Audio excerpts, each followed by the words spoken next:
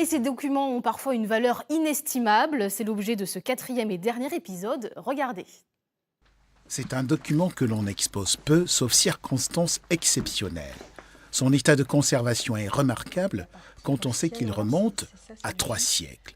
Ses dimensions, 1,50 m sur 1,80 m.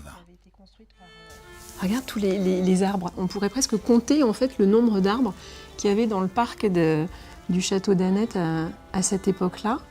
Alors la date, tiens oui justement, de quand il date 1761, le 10 février. Oh, c'est magnifique. C'est incroyable, regarde le détail des fleurs. Ce document est exceptionnel à plusieurs titres, de par sa taille, de par son état de conservation, et également aussi par la qualité de son exécution.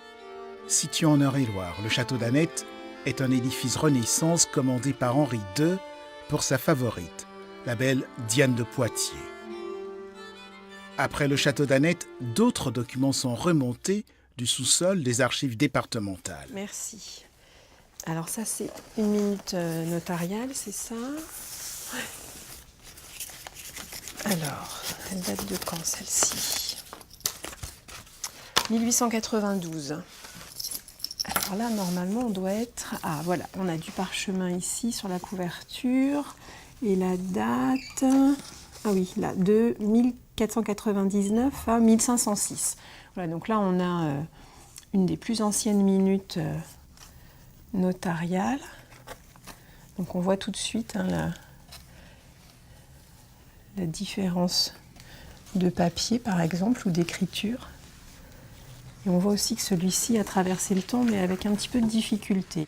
Pendant très très longtemps, on est allé chez le notaire dès qu'on avait un acte ou un contrat important à conclure, à signer, pour lui donner en fait une authenticité et une valeur juridique qui soit reconnue ensuite en cas de litige. Il faut quand même rappeler que la plupart des gens, des paysans ou des bourgeois étaient illettrés. Donc le notaire, lui, était un personnage savant qui savait écrire, qui connaissait les lois. Une autre surprise, une rareté. Étroitement gardé sous clé, un morceau de parchemin, époque mérovingienne.